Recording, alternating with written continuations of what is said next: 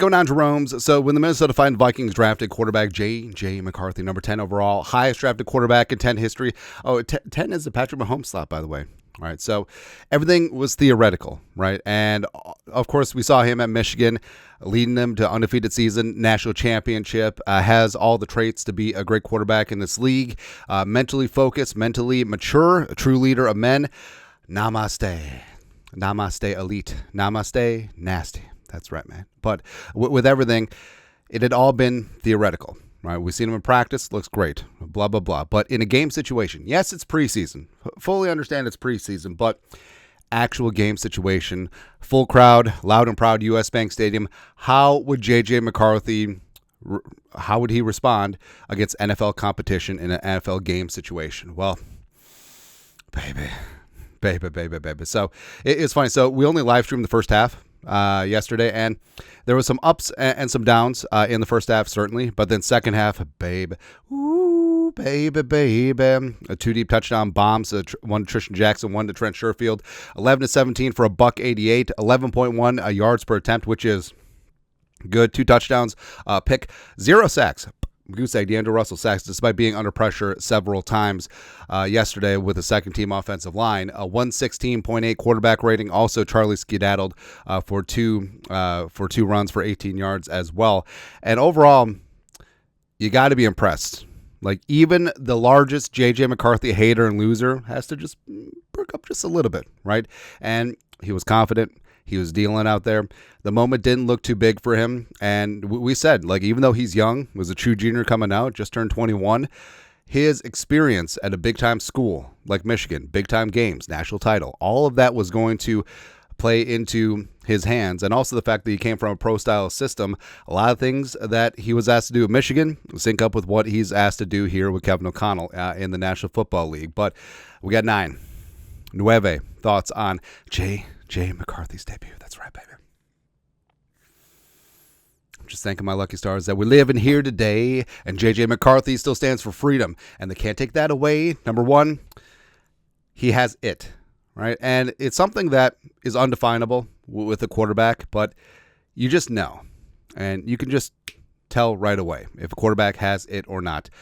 Christian Ponder did not have it. Dante Culpepper had it before Chris Gamble blew up his knee. JJ McCarthy has it. Just everything that goes into it. The presence, the preparation, the aura, the confidence, the play on the field, the arm, the accuracy, just the cocksure nature about him. He has it. All right. And even though Slinging Sam Darnold could be great this year as a bridge starting quarterback, if he's able to hold off JJ the entire year, which would be great. Darnold still has a ton of talent and confidence. You have to be excited about the future. And this is not a spot where McCarthy has been perfect. He's been far from that. But he learns from his mistakes. And everything that he has done wrong is correctable, learnable, and everything that he's done right has been scalable in training camp practice as well as in this preseason game. Certainly has it. Number 2, has command of the huddle and the line of scrimmage. And we've talked about this ad nauseum. Like, you've seen rookie quarterbacks, inexperienced quarterbacks. Sometimes they can't get that play call in, and sometimes it's a delay of game, or it's rushed at the line of scrimmage, or they don't see what's right in front of them. They don't see the tells from the defense showing what the coverage or the blitz is going to be. And McCarthy has that. And you saw him. That's not a captain. That's a general out there leading his men at the line of scrimmage. Also saw him check a couple times. He's been having that freedom at training camp too. And after that interception, which was an aggressive interception, certainly we'll take that. Jack Jones is a stud, by the way. Like, everything was loose. Like he said, like, he was a little bit tight until the interception. Then he shook it off and then was just able to play his game.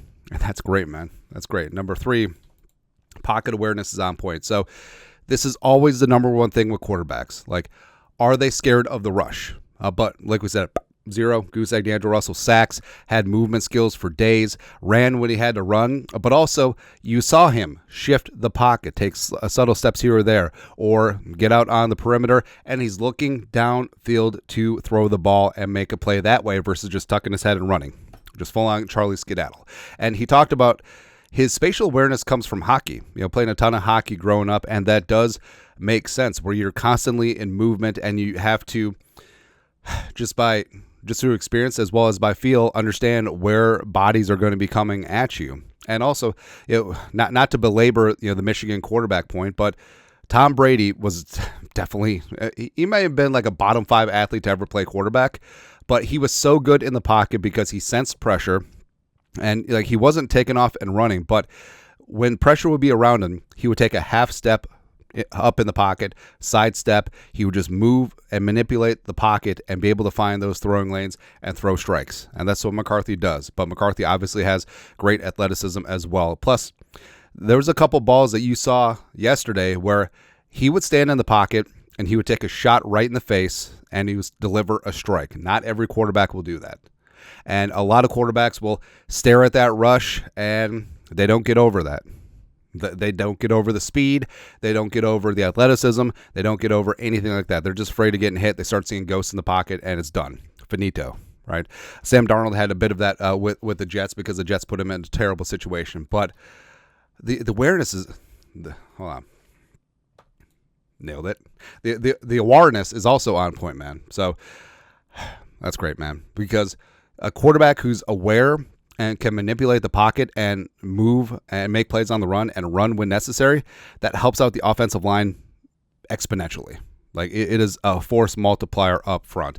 Next up, number 4, he has a hose for an arm. So anyone with 2 brain cells could tell like JJ McCarthy definitely has all the arm strength and velocity that you need. And we're talking about velocity in terms of he will let it rip. He will split defenders. He will hit a very tiny window. And sometimes he's over-reliant on that. At the interception, to Jack Jones, he was trusting his arm just a little bit too much there. That was one of those where could he have thrown it away, punt, live to fight another day? Yeah, absolutely. I don't think O'Connell would have faulted him, but he was super aggro, a little bit late on the throw. Placement was a little bit off, but he trusted his arm strength. Now, do I put him on the level of Cutler? I mean, we're talking about that same conversation. Like, he has a legitimate arm. And again, the comparisons, he's just Christian Ponder 2.0. It was just so stupid. Next up, number 5.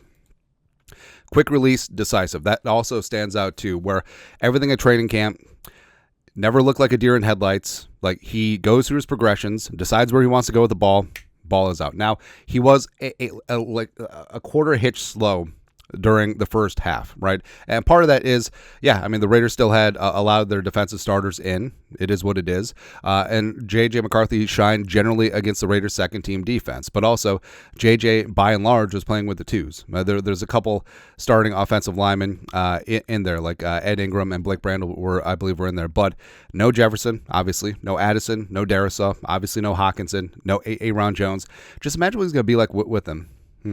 But that's what really stands out too, and that's usually what goes wrong for rookies, is that they are slow in processing. A lot of them come from wide open offenses where see it, throw it. In the NFL, you got to throw it open, like, because those windows, they ain't gonna be open when you throw it. But it just got to be there. You have to trust the play call. You have to trust your receivers, and you have to trust what you see in that defense through preparation. Number 6. Ball placement is excellent. So you can have all the zip in the world, but if you put it in a bad spot, or you air mail it, or you leave your receivers out to dry, hospital balls, but it ain't it, man. Especially in his deep shots. Now, we said this at training camp. Like, he threatens every single blade of grass. Like, there's not a dead zone like the deep corners or deep down the middle where secondary players can just relax. He was like, he can't get it here. He can't get it there. He absolutely can, man. And also the touchdowns. Sherfield was a busted coverage, but that Trishan Jackson one was just a drop in the bucket, full on in stride, and just glorious, man. It's just absolutely fantastic.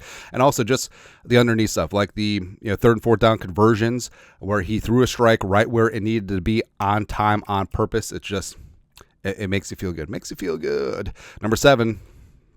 Needs to work on touch throw. So you saw him sidearm that one to the running back out of the backfield where definitely a little bit too much mustard there. And that's one thing that he has to work on. And frankly, I'm okay with that. Where, if a quarterback was good at dinking and dunking, but you were worried about his velocity, that can't be fixed. But if you got your velocity, like you can work on touch throws, and McCarthy will certainly get in on that. Now, also, it did show that he can make throws off platform as well as different arm angles, and that's important.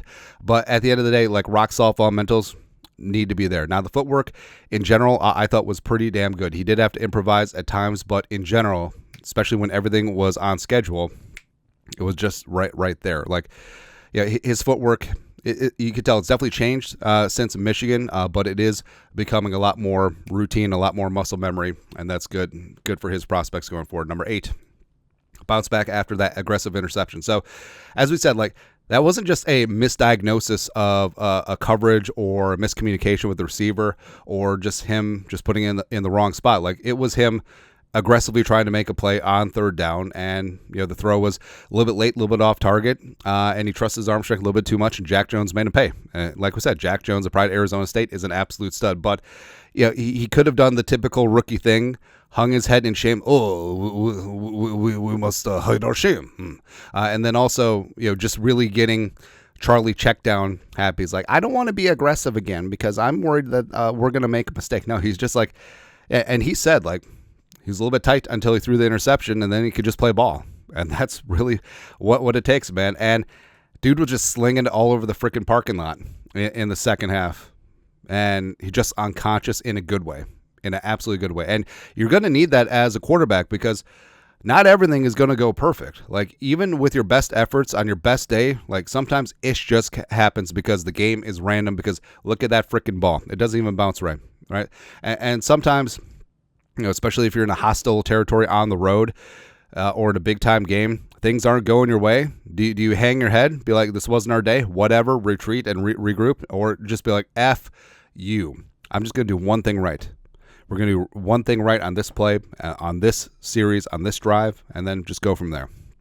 I love how he bounced back from the interception. And lastly, number 9, you almost don't want to say it out loud because...